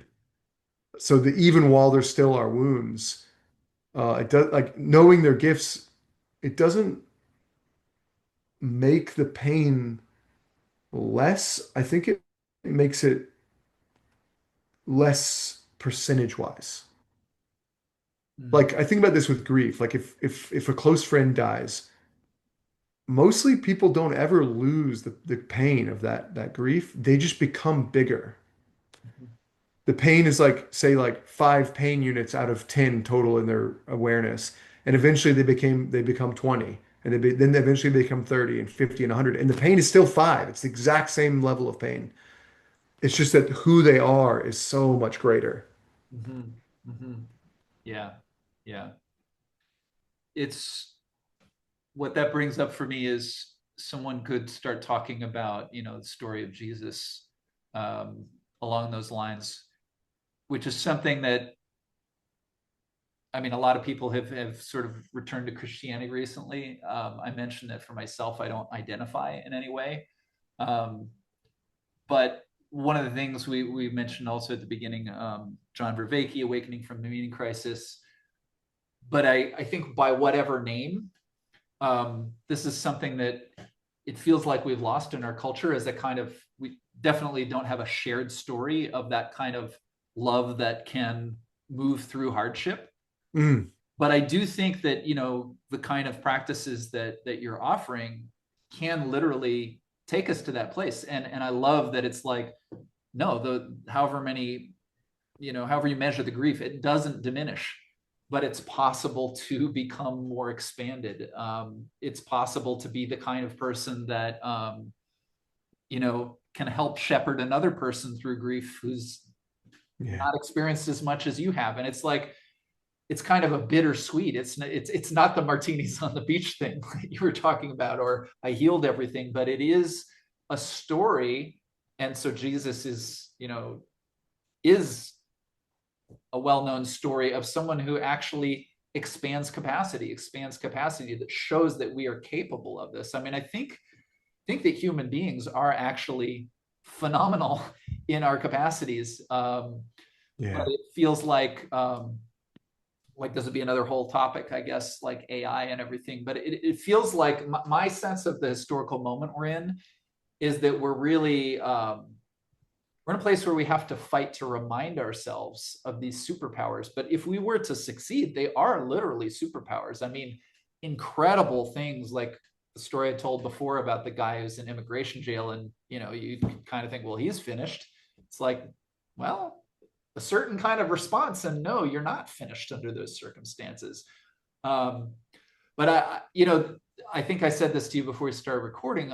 I was an activist, and now I'm working more with individuals. But to the degree that I identify as someone who wants to know that I made some kind of contribution in the world to feel good about myself, I feel more effective working, in these relationships, often with an individual or a small group. You did something really amazing that I want to point out. Already we're like, yeah, to the extent I want to like make an impact on the world to feel good about myself. Like already there, I think you did something powerful that it's very hard to remember for everyone, me included. It's like like you're able to claim that motivation of the activism as your own. And so you're like, look, yes, I would like to make a positive impact. That's how I know I'm living up to my commitments and my integrity.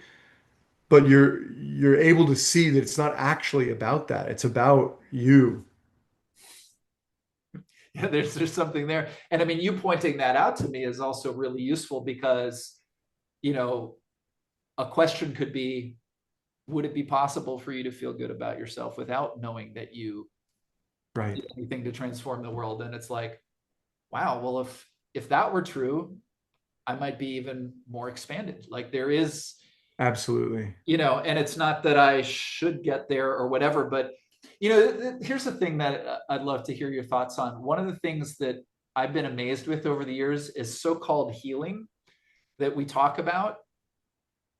It's, there's a lot of modalities out there and coaching techniques and physical practices, etc. And we can say, like I could say, oh, the Feldenkrais method made me a happier person, or blah, blah, blah. But if I really drill into what I did in the Feldenkrais method, or when I was, involved at the Circling Institute, it seems that the actual mechanism is just, oh, I made a new distinction. I had that distinction before. And then ever since I had that distinction, I started noticing things I never noticed before, and I started somehow acting differently. But like the only thing I can really point to, it's not I got smarter. I mean, maybe having a new distinction is being smarter, but it's like, it's literally that I suddenly realized that apples and oranges aren't the same thing. And now my life is better. And then when I realized there's different kinds of oranges, my life got better again. And then, Yeah. like what is that, So, right. And okay, so I'm excited because I'm like, you just made a new distinction for yourself. It's not an obligation, but an invitation. And that's like, wait, maybe I can have value in my life without doing anything for anyone. Like beforehand, it was just like almost unconscious. Like I've got to make a positive impact in the world in order to be a good person, to have value, to be enough. I don't know what exactly it was, but there's some kind of like earn my right to exist, like Mm-hmm. feel good about myself. And you're like, wait a second, that was unexamined. Like I can actually distinguish this kind of existence and value from my impact on the world. Mm-hmm. And then once you start to do that, you're like, wait, do I even know my impact on the world? Like, really? Like, in the grand scheme of things, like when I'm looking back, when the mountains come into the sea because of like the continental drift or whatever, like what was my impact? Mm-hmm. Right, right. Well, and what you're doing here, I imagine, is not totally unlike what you were doing when you invited, business leaders or political leaders in Austin to talk about, the Middle East or something like that. It's like, notice all these things because, in fact, I said it out loud in a pretty plain way in order for me to feel good about myself. But this is what I learned in circling. It's like, we can say the truth out loud and not hear what we just said. And Yeah. you just sort of said, hey, did I just hear you say that? In a way, you're just echoing and getting me to pay attention to what I already said. But that is such a gift. And I think that is, I mean, I think I appreciated that article before. I think that is a leadership quality because Yeah. something that Hannah would often say is the best thing you can give someone is nothing. And I kind of see it as that. It's like, or a different version is it's just a mirror. It's like, you just said this. I didn't give you anything. I just gave you what you already said. So you already know it, but I'm just highlighting what's already there. And then it's like, oh, thanks for telling me what I said. Wow, that's Yeah. really impactful. Yeah, great. Yeah, and even now I'm curious, like, yeah, I am curious about that in order to feel good about myself. Like, yeah, what does that mean? What's the good and who's the you that's feeling it? Right. Well, I mean, something that maybe this isn't the deepest level, but the thing that comes to mind really easily is like I told you about my grandfather. It's like, oh, I like Yeah. being like that guy. When I was young, he was like one of the first people I really admired. So whatever that was, and a lot of it is probably stuff I didn't understand. It's like that was one of my first North Stars of like, Mm, that feels good. I want to move towards that. right.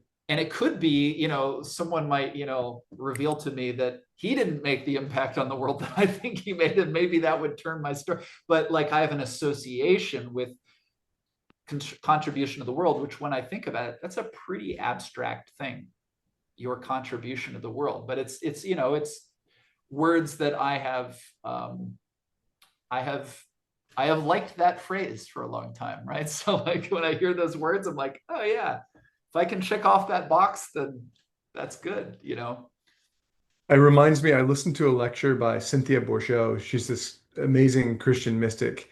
Once she was talking, I think she lives in Boulder, but she was talking about your Boulderites, and there's, tons of self-development but she was really criticizing the narcissism of the self in the self-development. Yeah. And she's like, how do you know what your impact on the world, like according to God's plan, like how do you know you're supposed to be the one that's supposed to help people and blah blah blah? Like maybe your role is to be a good neighbor.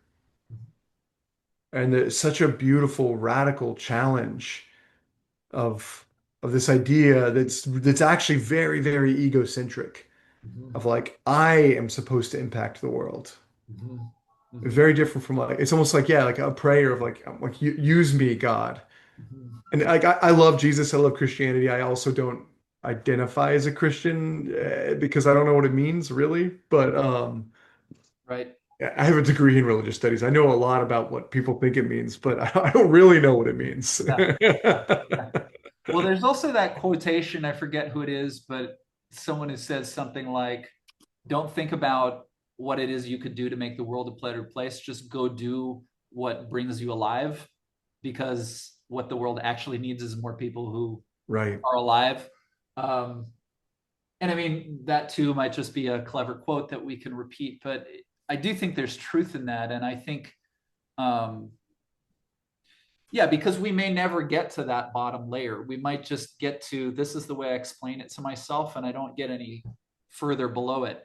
But if I explain my life to myself in this particular way, and I can actually say, you know what, the way I'm living does resonate with that thing, that is going to feel, I think, even on a somatic level, like a kind of resonance where I'm just more likely to enjoy the way. And I think if more people could be in that place, again, however deep they go, um, it seems more likely to me that all of the different varieties of humans that we are would flow with each other more. Mm, Um, and I think the hard piece is, what we've talked about quite a bit is like the way you derive that feeling isn't the same as me. And if I expect you to feel the way I feel about those things, like so there is a lot of, but it's interesting too. So Feldenkrais in his movement work, he would, when he taught a group class, he would talk about what he called the principles of ideal human movement. Like, for example, if you go reach to get something off the top shelf, if you hold your breath while you do it, you did not do it the most efficiently. If you get it off the top shelf and it feels good, it's likely that your breath is free. So this is like a principle. But he would also say, we're gonna do a class about reaching today. I want you to reach in the way it feels good to you. I don't want you to look at how the person next to you is doing it. If you start to reach and you feel pain, I want you to stop and rest as long as you need before trying again. So it's all about listen to yourself.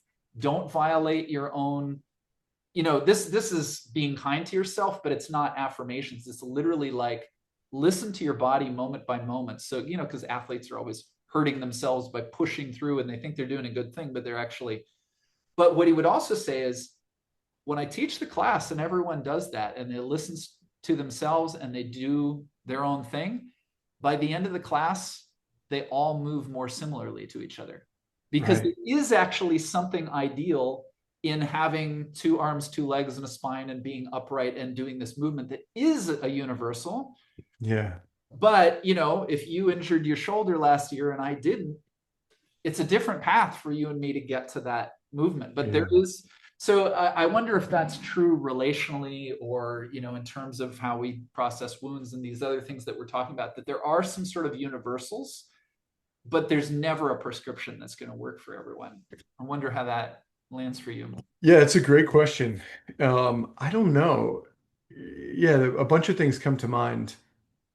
One of them is this idea that like I really like the developmental levels.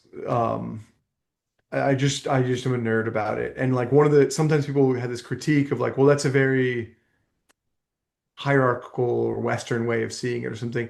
But it just turns out it's not true. Like if you like, I think Keegan originally did a bunch of studies with a bunch of different cultures in Asia and in elsewhere where they're like, no, this actually accords with our own sense. Like we have our own developmental progressions of what it means to be a more mature, more wise, more enlightened human being, and it follows a similar structure.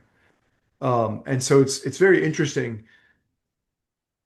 It's very interesting because I want to say like both are true in some confusing weird way. Like there's a universal sequence and the way it shows up is so fucking idiosyncratic and so cultural and the sequence is like a deep structure, not a surface structure. So it's never about like fellas like is it moral or not to there's a famous experiment for a thought experiment for so and so to for Robert to steal medicine for his sick wife when it's too expensive for him and he can't afford it.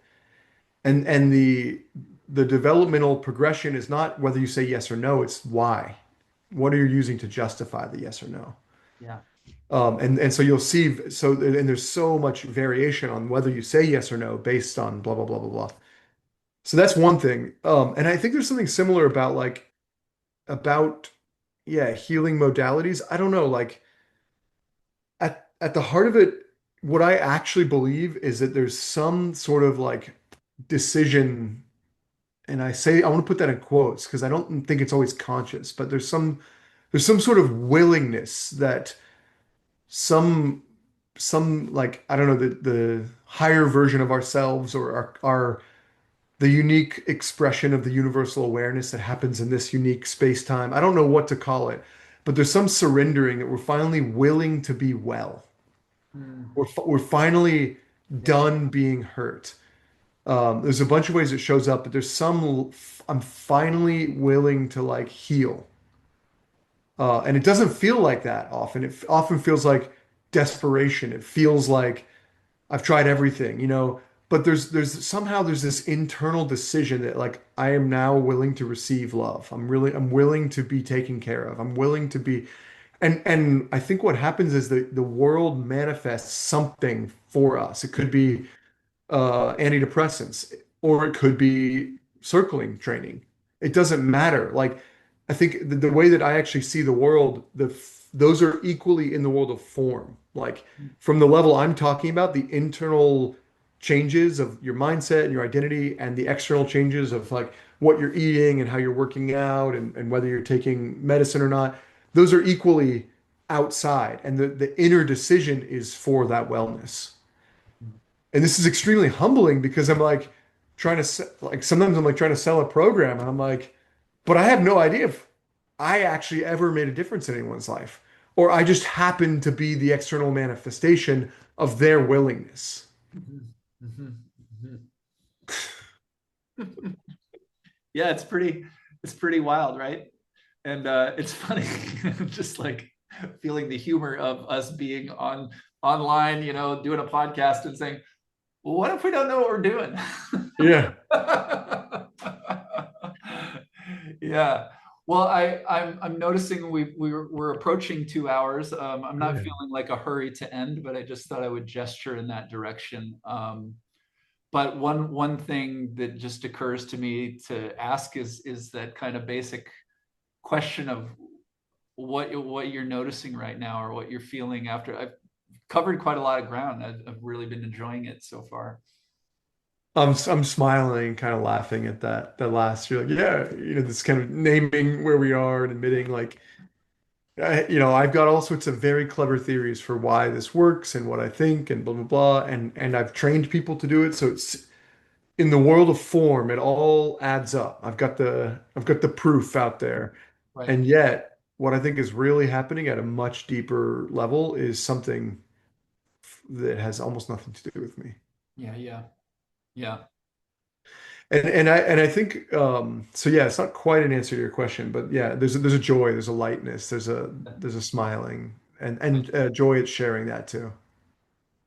Well, what really resonates is, I mean, I think that it's really important that we do our best to put together the story of our life, and to the degree that we make a system or a map or something, like it's nice to feel like my experience makes sense to me, but there always just has to be that caveat that I did I now I'm because I had two conversations, but I think I mentioned the four postures, the kindness, connection. Yeah. Okay, but I don't know how many times that I've just noticed, well, I wasn't doing what I say to my Yeah. clients, all the time. It's like, oh, my system just proved itself by me not following it. And totally like, oh, I thought I knew that, but that was just when I was making notes in my notepad. Turns out I don't know that, like, Yeah, yeah, exactly. Yeah, or you know it in one context and you're looking to generalize it, or you know it in every context except for the one that matters most, and you're trying to bring it in there. yeah, yeah. I actually want to jump on that because earlier when you asked me the question, I said never got to the end. But Yeah, specifically knowing something in one context and not the other, my experience in the pandemic when I eventually found circling was that I knew how to feel good in my body in the context of lying on my floor and doing a movement practice. mm, It went away when I was, say, at my daughter's school around the other parents and I go into comparison and stuff like that. And then the yeah, first time that I went to the Circling Institute and I had the luck to get circled by Guy on my first experience, what was so weird to me was like, okay, I think what just happened is we had a conversation, but like my body feels completely different now. And yeah, I mean, I know that I spit out a lot of stuff and I was talking a mile a minute. And I think he might have made a few observations, but really, basically, he just really listened to me. Like, I remember at one point, I was saying all of this and that was going on. He said something like, wow, it seems really complicated. And I was like, yeah, my life is complicated. Damn it. Like, it felt so good when you just said that. yeah, And it was like, but what I learned was this idea of embodiment, it only works for me in this one context. I don't know what it means to be embodied with another person. I mean, to the degree that I would like. And then yeah, so I find myself practicing things like paraphrasing and asking open ended questions. But what I was experiencing, because I had this, formal embodiment training, was like, oh, we're doing embodiment work by yeah, asking open ended questions. We're doing embodiment work by, you know, pausing and asking a person to tell me what it's like to say what they just said. And like, I didn't even know that that was wrote into embodiment. I kind of had relationship or communication or dialogue or talking as like being separate. And of course it's like, no, this voice is coming out of my body for Christ's sake. Like, yeah, but I had to transfer that learning, in a way. And so when I put it together, this is what I was going to say earlier, but this is for me the musicality of being. um, the closest I come for a name of God is the musicality of being. And mm, it's like everything's a grand piece of music. And so when I'm really in tune, when I'm aware of the rhythms both in the environment and in my body, there's a way that it can just feel like I'm along for the ride. And sometimes making music means shutting up so that another voice can be heard, like all of these kinds of things. But my experience is when it's really good, um, it feels that way. But even when it's not, it's like I have this background in experimental music where a lot of the time you're listening to what people call noise. But what I learned in the avant-garde music world is like if you listen long enough, sometimes the melody does resolve. It just takes 25 minutes, but that's music, but you have to be in a different state of listening. So even to me, dissonance is potential harmony. And if we went through music history, Yeah. there's those, like I think, what is it, the Rite of Spring, Stravinsky, that there was like riots, at the first performance, but now it's considered this great work. So um anyway, musicality is kind of where I come back to sort of put it all together.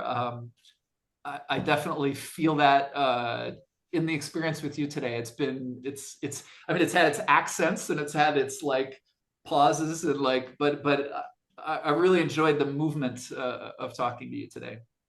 Thank you. Yeah, yeah, likewise. And I love the music metaphors really speak to me as a fellow musician. And yeah, in a lot of ways, like it is like improv. It's just like, okay, so yeah, like and pushing those limits of like, wait, I thought I needed to finish the sentence.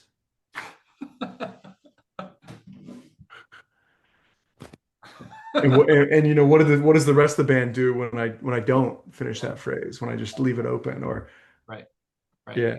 right.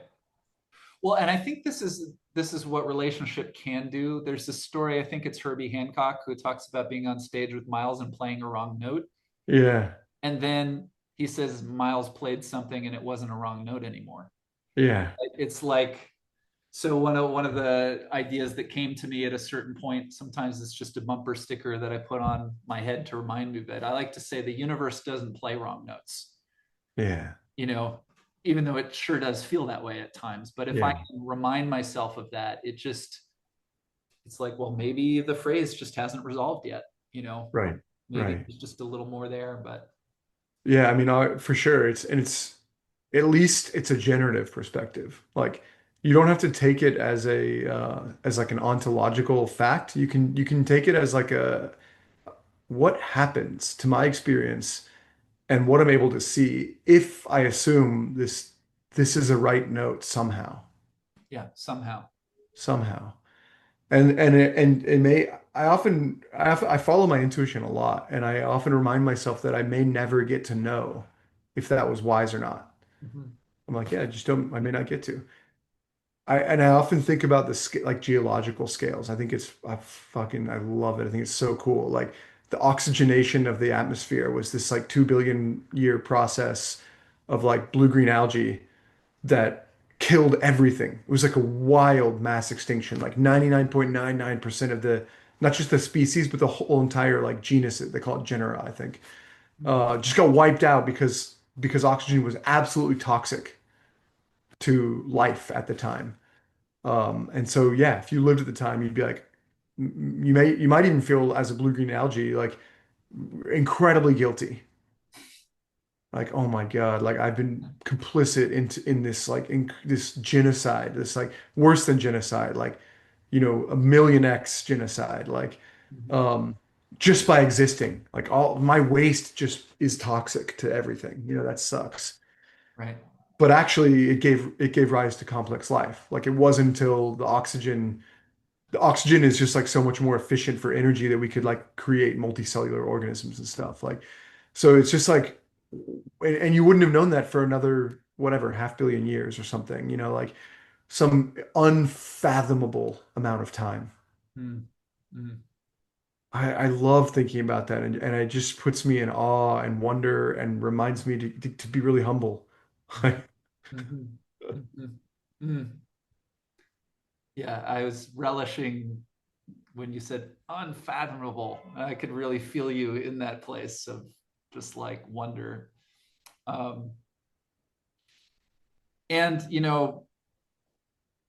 there's all kinds of things I could say. And the other thing that's coming to me was what you just said about, oh, actually, maybe I don't have to finish that sentence. So I'm Yeah.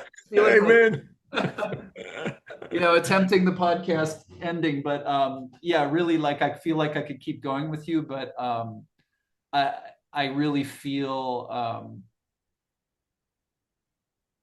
like I'll think about how I'm showing up for the rest of today, probably tomorrow and a while, differently as a result of this conversation, which isn't necessarily even to say good or bad, but it is something that I'm always drawn to too, because I resonate with that fascination with that which could not be understood, and Yeah. I think that's part of what I'm really taking from this is just like that's always available, you know. Yeah. So Yeah, that's exactly. beautiful.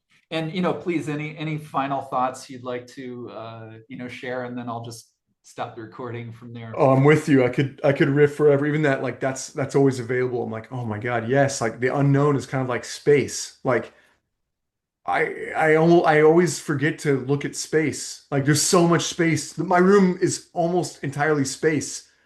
And even the matter is made up of space. Like that's how much space there is. It's crazy how much space there is. And it's the same with the unknown. Like, Mhm. oh my, and it's yeah, I want to be in relationship with that. I want to be in like, yeah. So that's, dot dot dot forever there. Right, right, cool. And yeah, I think like as a closing reflection, that's one way we can pretend to close, even though there's a dot dot dot forever for us now having Exactly. impacted each other. Um, I really appreciate like you are very clearly like in self-reflection, willing and able to go there to name these kind of relational dynamics, but it doesn't seem like you're kind of like engaging a process of like being authentic, which sometimes I don't mind. I can do that too, but like it feels very natural for you to weave that in, but also have a conversation and talk about ideas, and I really appreciate that about you. Hmm. Well, thanks. That feels good. Um, yeah, I think to the degree that I did these practices in a formal way, there was even a time when I stopped being so formally involved where I like had that guilt, like, oh, but I'm not going to keep, progressing. And then there was a moment where I was like, oh, now I'm just kind of doing that stuff without thinking about it. That feels a lot better. And I always love going back into practices of different kinds and getting more juice. So I certainly hope we'll speak again. But I Yeah. just want to thank you, for this podcast, and hope people listened and enjoyed it. I imagine that just this seems like worth doing, even though it's the podcast thing. That UpTrust is a thing that people can go and check out and experience. Whatever links you want to share, I can definitely put below. But is there anything you want to say just on that, before closing? Thank you. Yeah, that's so great. I really appreciate it. So yeah, currently the site's uptrusting.com. It's in beta. You have to sign up for a wait list, but we let people on pretty frequently when there's enough to kind of like do a little kick.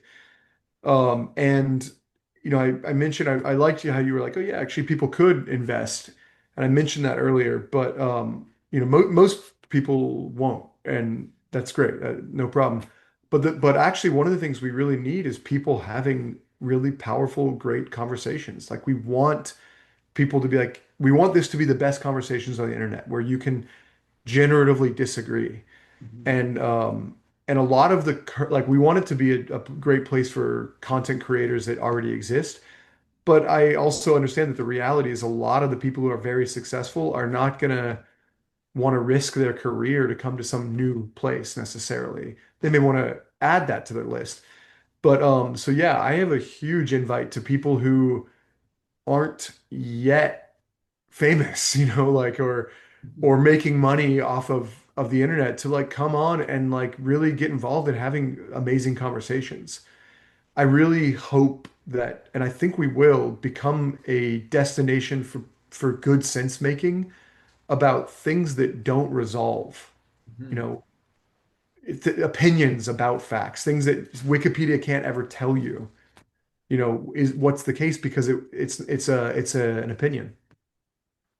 What's the best way to deal with this? What's the best policy for that? Was this a good idea or not? Did your grandfather make an impact or not? We need to make sense of those things, but they won't ever land on objective facts the way the number of hydrogen atoms in a water molecule is objective fact. And that's our bread and butter. So there's a huge invite for people to come on and risk having some conversations and be generous with each other, but also be willing to disagree. Cool. Go on Yeah, UpTrust and meet the mystery. that's it. Woo!